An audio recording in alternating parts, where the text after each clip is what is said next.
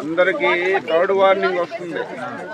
Nodal officers వాళ్ళని తీసుకున్నారు కదా, ఉన్నారు కదండి. బ్లడ్ విపరీతంగా వచ్చింది సార్. వస్తే మా దగ్గరికి విఆర్ఓ గారు, ఎంఆర్ఓ గారు, అలాగే మండల అధ్యక్షులు, జనసేన అధ్యక్షులు చాలా హెల్ప్ చేశారు సార్ మాకు. 421 ఫ్యామిలీ 1245 మంది. సంతోషంగా ఉన్నారా?